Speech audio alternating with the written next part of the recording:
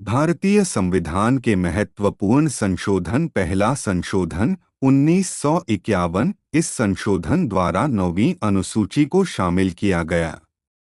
दूसरा संशोधन 1952। संसद में राज्यों के प्रतिनिधित्व को निर्धारित किया गया।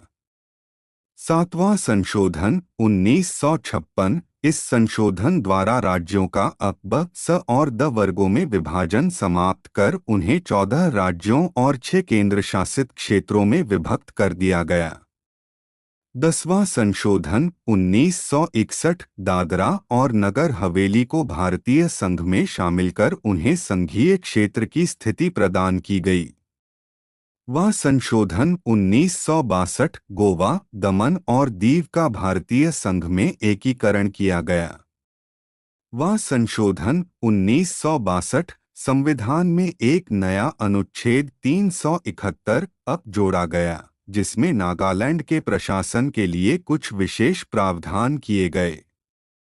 दिसंबर 2001 1963 को नागालैंड को एक राज्य की स्थिति प्रदान कर दी गई। वह संशोधन 1963। पांडिचेरी को संघ राज्य क्षेत्र के रूप में प्रथम अनुसूची में जोड़ा गया तथा इन संघ राज्य क्षेत्रों हिमाचल प्रदेश, गोवा, दमन और दीव, पांडिचेरी और मणिपुर में विधानसभाओं की स्थापना की व्यवस्था की गई। वह संशोधन 1967। 8वीं अनुसूची में सिंधी भाषा को जोड़ा गया। वह संशोधन 1968। संसद को मेघालय को एक स्वतंत्र राज्य के रूप में स्थापित करने तथा उसके लिए विधानमंडल और मंत्रिपरिषद का उपबंध करने की शक्ति प्रदान की गई।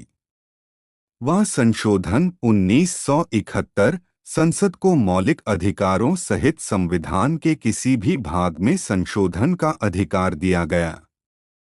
वह संशोधन 1971। उत्तरी पूर्वी क्षेत्र के 5 राज्यों तत्कालीन असम, नागालैंड, मेघालय, मणिपुर व त्रिपुरा तथा 2 संघीय क्षेत्रों मिजोरम और अरुणाचल प्रदेश का गठन किया गया तथा इनमें समन्वय और सहयोग के लिए एक पूर्वोत्तर सीमांत परिषद की स्थापना की गई। वह संशोधन 1974। लोकसभा की अधिकतम सदस्य संख्या 545 निश्चित की गई। इनमें से 543 निर्वाचित व 2 राष्ट्रपति द्वारा मनोनीत होंगे। वह संशोधन 1975। सिक्किम को भारतीय संघ में 22वें राज्य के रूप में प्रवेश दिया गया।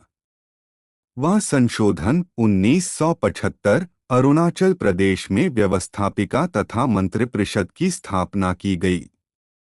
वह संशोधन 1976। इसे लघु संविधान मिनी कॉन्स्टिट्यूशन की संज्ञा प्रदान की गई है।